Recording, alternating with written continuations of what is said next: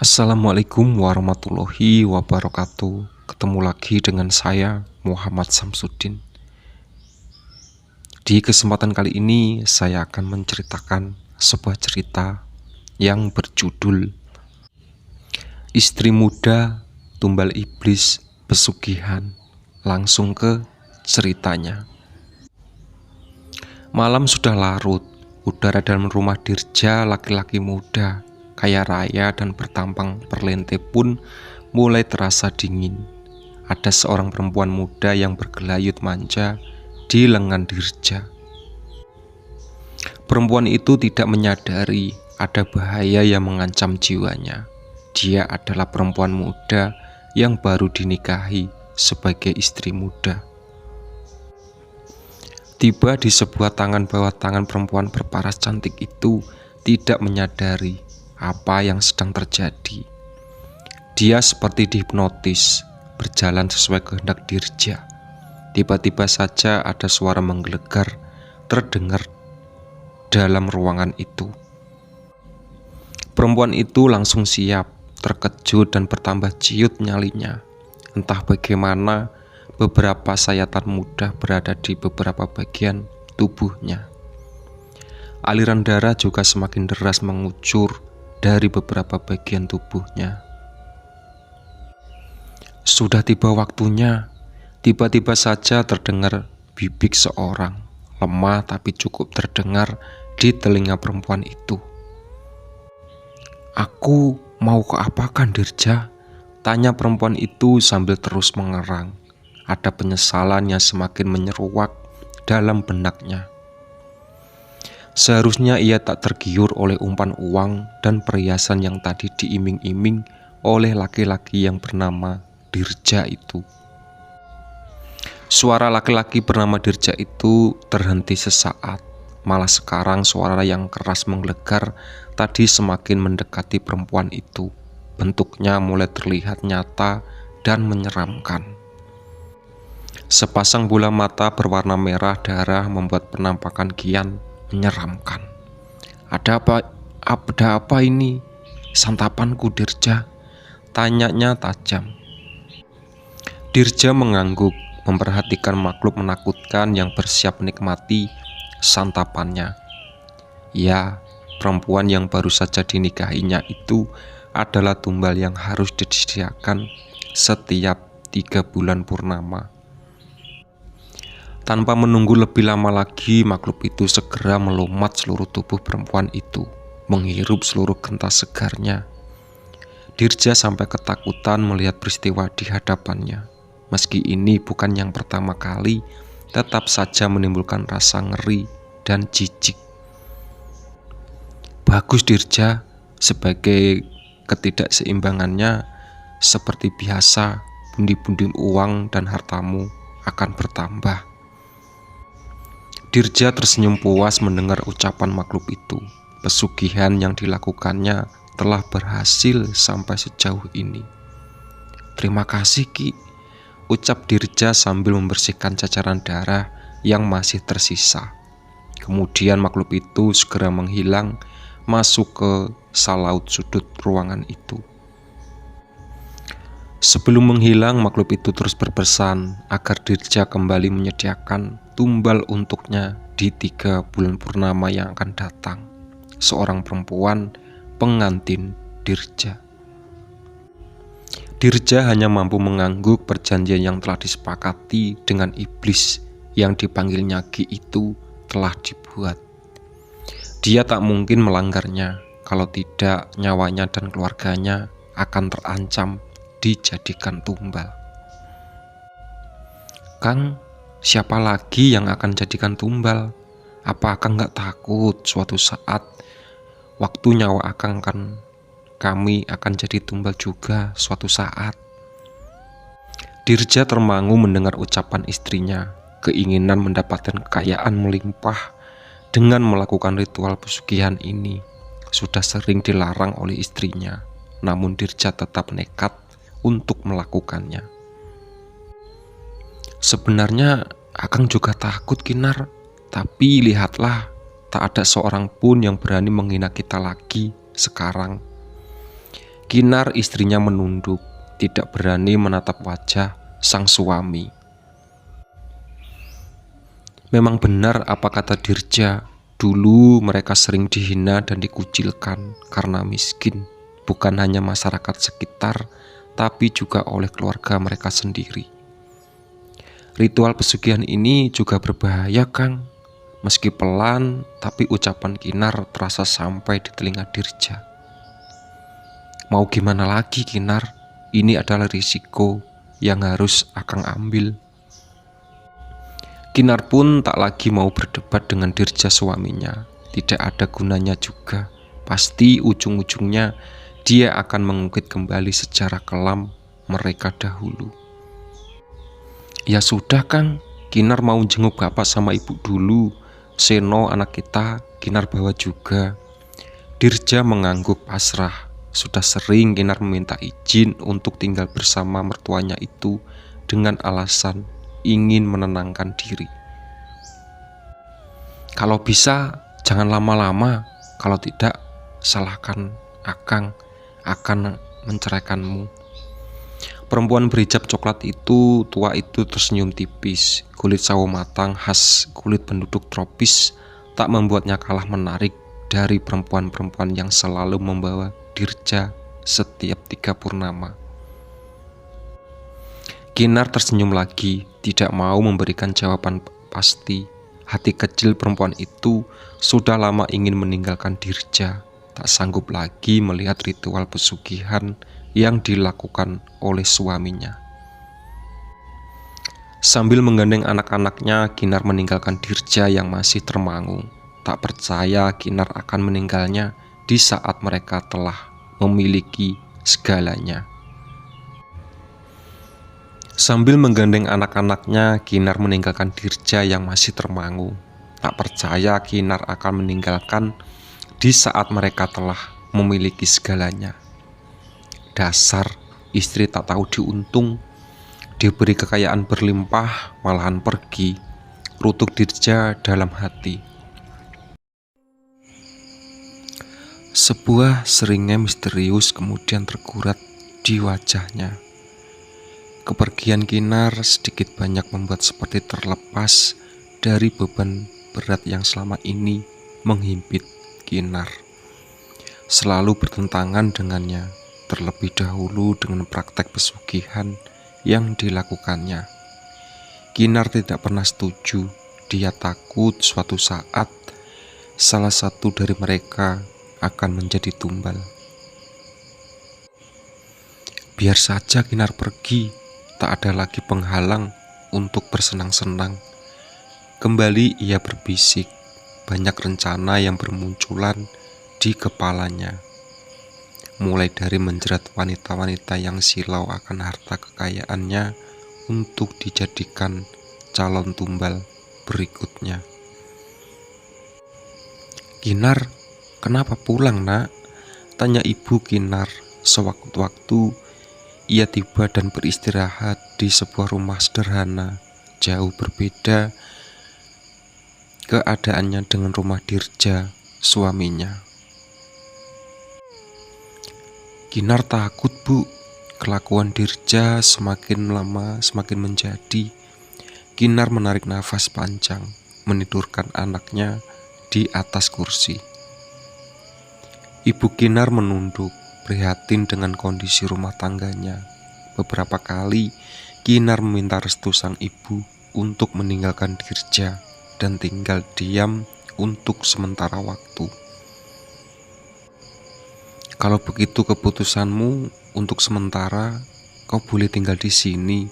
Mungkin ini keputusan yang terbaik agar terhindar dari pengaruh buruk pesugihan itu.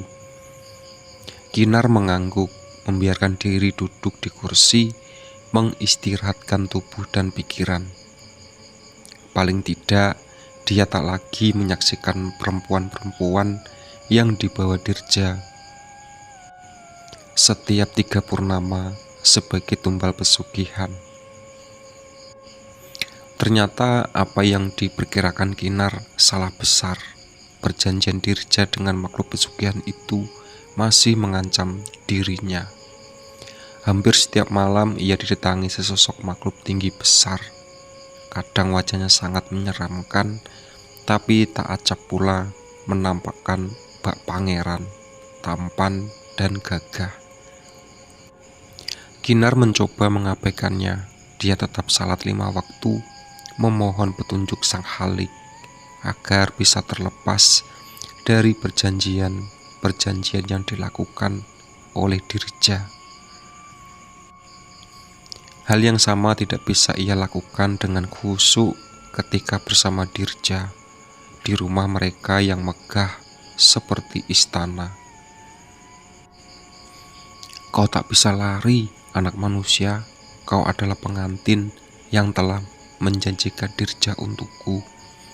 Kau tak akan kusakiti, percayalah. Ucapan itu keluar dari makhluk gaib yang masuk ke dalam mimpinya. Kinar menggeliat, berusaha melepaskan diri dari pengaruh si makhluk. Tak lupa ia terus berzikir, membaca beberapa surat yang bisa menebalkan keimanannya dan mencegah pengaruh buruk pada makhluk tersebut. Makhluk itu seperti tidak senang saat Kinar terus-terusan berzikir. Aura kemarahan tersirat dari pancaran bola matanya yang memerah. Kinar pun tak mau tergoda seperti Dirja, suaminya. Dia terus bertahan dan tak mau tergoda oleh pesona makhluk dari dimensi lain itu. Sementara di rumah suaminya, Dirja semakin terperosok dalam kegelimbangan harta dan kekayaan yang ditawarkan dan diberikan makhluk pemilik sugihan itu. Banyak perempuan cantik yang terpesona dan tergiur oleh kekayaan Dirja yang melimpah. Sehingga salah satu dari mereka menjadi tumbal setiap 3 purnama. Apalagi Kinar pun akhirnya diceraikan oleh Dirja. Tudingan dan pendapat tetangga kini sering didengarnya. Dirja selalu berhasil menutup mulut mereka dengan uang yang jumlahnya sangat banyak. Sehingga berita miring tentang kehidupan Dirja pun bisa diatasi. Dirja, bangun. Perjanjian ini akan segera berakhir. Seluruh kekayaan yang kamu ada padamu akan habis perlahan. Dirja dikejutkan dengan kedatangan makhluk gaib pemilik pesugihan yang dilakukannya. Pantas saja malam ini cuaca begitu dingin, tidak seperti biasanya. Tidur laki-laki itu pun tak sepulas malam-malam sebelumnya. Ada apa, Ki? Mengapa pertemuan ini harus selesai? Tanya Dirja dengan wajah memucat. Apakah saya melakukan kesalahan? Tanya Dirja lebih lanjut. Benar-benar bingung, tidak mengerti mengapa kesepakatan pesugihan di antara mereka harus berakhir. Padahal setiap 3 bulan sekali Dirja selalu berhasil memberikan tumbal yang telah menjanjikan. Makhluk itu menyeringai, misterius dan licik, seperti ada sesuatu yang sengaja ia rencanakan. Sementara Dirja terlihat gelisah, keringat dingin mengucur deras dari dahinya. Saya tidak memerlukan tumbal-tumbal perempuan yang selama ini kau berikan. Jika ingin harta kekayaan terus melimpah, Anda harus menyetujui syarat kontrak yang baru. Dirja menahan nafas, dadanya gemuruh, tidak tenang. Menunggu isi kesepakatan selanjutnya, dia benar-benar tak bisa berpikir dengan jernih. Yang ada dalam isi kepalanya adalah bayangan kemiskinan dan kemelaratan yang bakal menghampirinya lagi. Apa isi kesempatan itu, Ki? Tanya tak sabar. Dirja berusaha mendesak makhluk itu. Makhluk itu kembali menyeringai, mempertontonkan kemenangan merasa Dirja tidak akan menolak perjanjian yang ditawarkan. Kalau Kinar, mantan istrimu itu, bisa menjadi tumbal pengantinku, seumur hidupmu akan hidup bergelimbang harta. Dirja terperanjat mendengar isi perjanjian yang ditawarkan makhluk itu. Benar-benar tidak menduga kalau makhluk itu mengincar istrinya untuk dijadikan pengantin. Untuk beberapa saat Dirja terdiam, termenung memikirkan permintaan makhluk itu, pemilik pesugihan tersebut. Di sisi satu lain, dia masih menolak dan menginginkan Kinar menjadi istrinya.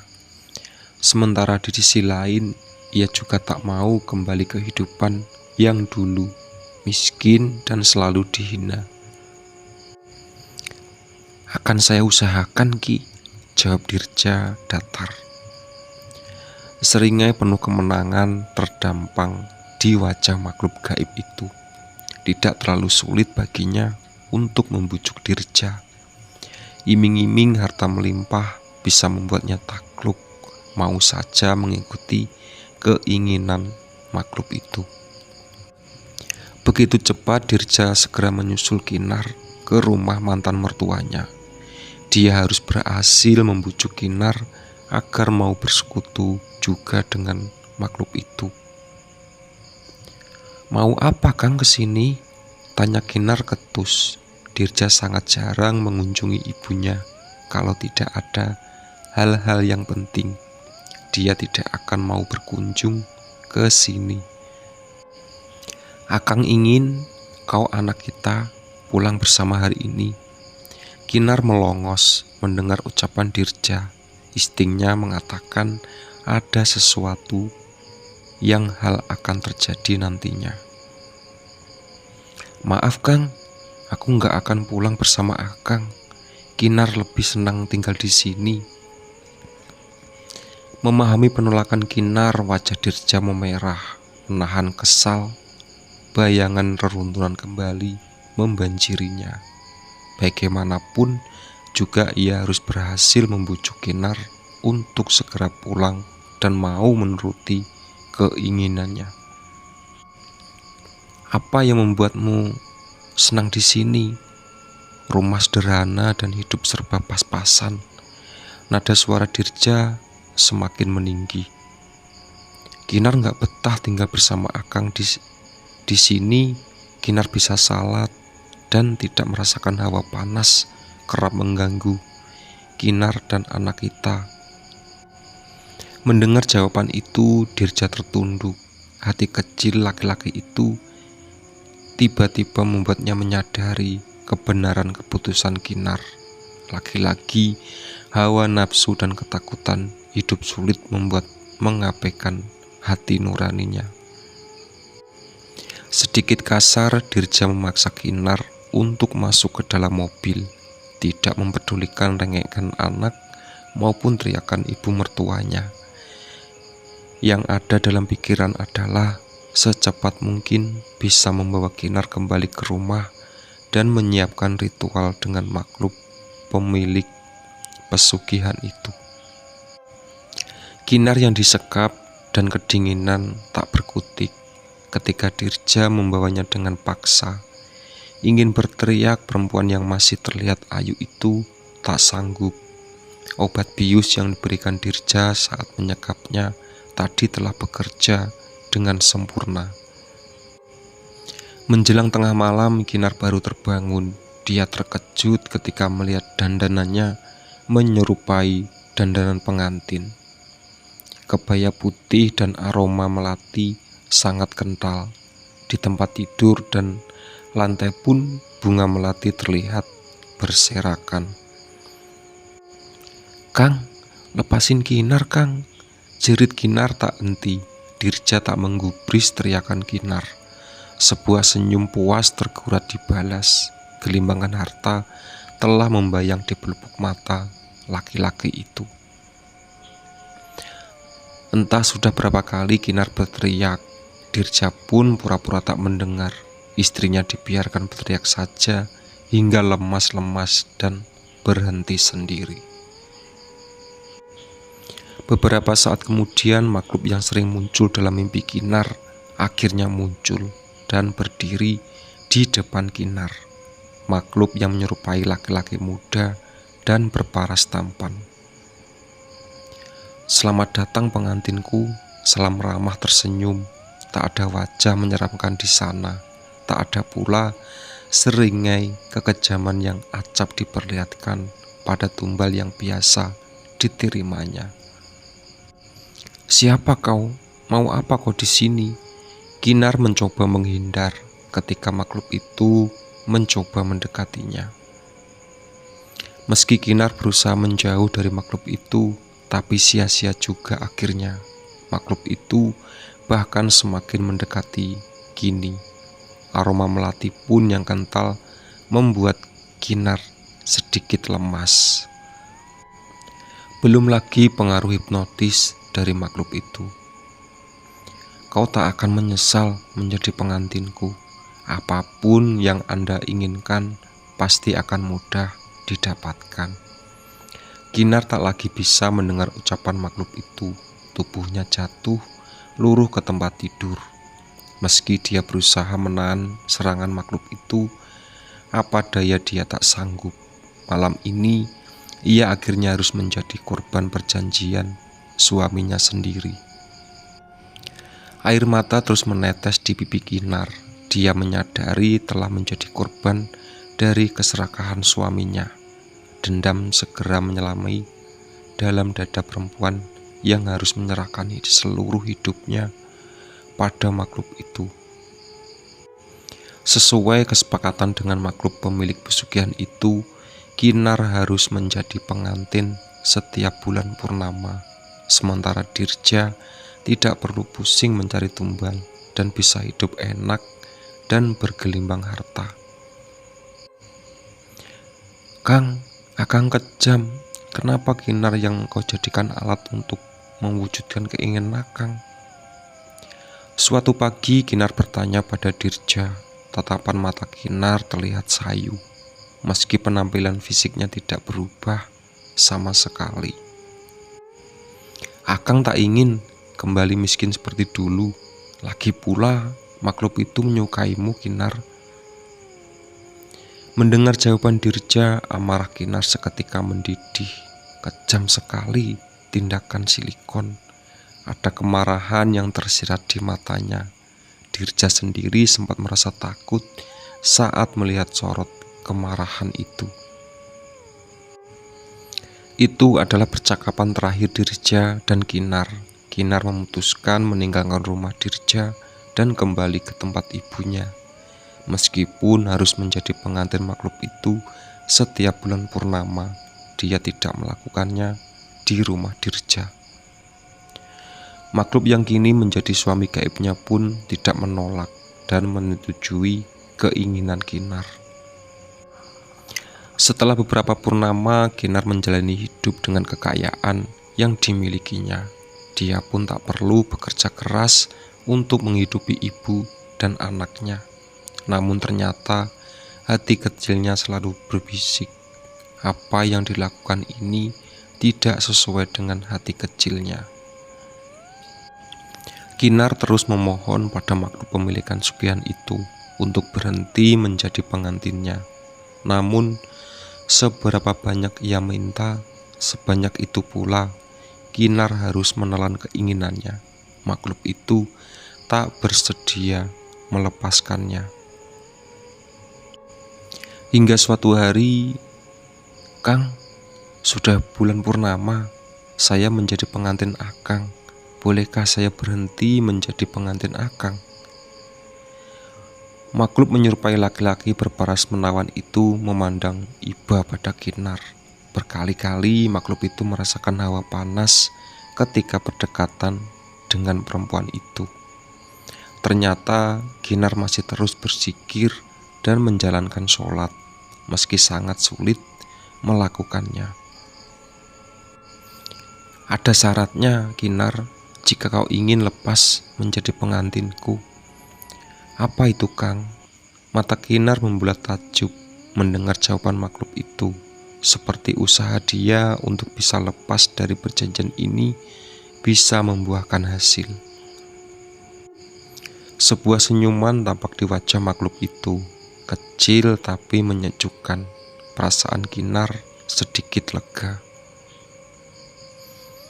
Kau harus menumbalkan suamimu, Dirja, karena kematian yang bisa memutuskan kesepakatan ini. Kinar menunduk. Dia pasti bisa memenuhi permintaan makhluk itu, menjadikan Dirja sebagai tumbal, pemberi sepakatan, menjadinya sebagai pengantin sang makhluk. Bagaimana caranya, Kang? Tak semudah menjadikan Dirja sebagai tumbal. Setelah putus asa, Kinar duduk ditambah. Sebuah misteri seringnya terlihat di wajah makhluk itu. Kau lupa, Kinar, sewaktu-waktu kau berhasil menjadi pengantinku, maka apapun yang kau inginkan akan kuberikan, termasuk kematian Dirja, potong Kinar. Makhluk itu mengangguk. Kinar tersenyum senang. Akhirnya dia juga melepaskan diri dari perjanjian yang dibuat oleh Dirja. Dirja, Dirja, bangun. Dirja terbangun mendengar suara makhluk yang dulu dipujanya itu. Tidak menyangka harus berurusan lagi dengan makhluk itu. Ada apa, Ki? Tanya Dirja. Takut-takut. Hati kecilnya terus berbisik, pasti ada sesuatu yang membahayakan nyawanya. Temui aku di ruang pemujaan di bawah tanah. Perjanjian kita akan segera berhasil. Aroma melati memenuhi ruangan itu. Makhluk pemilik pesugihan itu telah berada di sana saat Dirja tiba. Tidak ada senyum di wajah makhluk itu, hanya ada menyeringai kekejaman, siap memangsa. Dirja semakin ketakutan. Perjanjian yang mana lagi? Dia suruh tidak terikat lagi dengan perjanjian makhluk itu. Mau membantah, tapi saya tak berani. Akhirnya Dirja menurut saja dan menunggu ruang bawah tanah, tempat ia rutin melakukan ritual pesugihan. Dirja, hari ini perjanjian di antara kita telah berakhir. Kinar, mantan istrimu itu, telah memutuskan untuk berhenti menjadi pengantinku. Sebaiknya kau yang harus menjadi tumbal. Dirja sangat terkejut. Ia mengelak, tapi tak bisa. Makhluk itu telah berada di hadapannya. Kau kejam, Dirja. Apapun yang akan kau korbankan untuk mewujudkan keinginanmu, termasuk ibu dari anakmu sendiri. Dirja memucat memelung, tidak bisa bergerak. Tubuhnya seolah tertancap ke tanah. Percuma meratap, ini adalah buah dari perbuatan. Ketika kuku tajam makhluk itu yang mulai menyayat setiap inci bagian tubuh, menyisakan secara perlahan. Rasa sakit yang dulu selalu ia nikmati dari setiap tumbal yang dipersembahkan pada makhluk itu. Ampun, sakit. Teriakan yang dulu pernah selalu ia dengarkan kini meluncur dari mulutnya. Apalagi ketika gentas segar yang mulai mengalir seperti madu segar yang baru saja dipanen dari robekan leher. Rakus, makhluk itu menikmati santapannya dengan lahap. Dirja tidak bisa berkutik. Apa yang dilakukannya dulu, kini ia alami sendiri. Makhluk itu tersenyum puas, menyelesaikan kesepakatan yang telah ia lakukan dengan manusia dahaga kekayaan seperti Dirja. Seluruh harta kekayaan Dirja pun habis dalam sekejap, terbakar begitu saja, sementara Kinar bisa hidup seperti dulu lagi. Itulah sahabat cerita dari istri muda tumbal iblis pesugihan. Ditunggu video-video terbaru dari channel Muhammad Samsudin. Oke.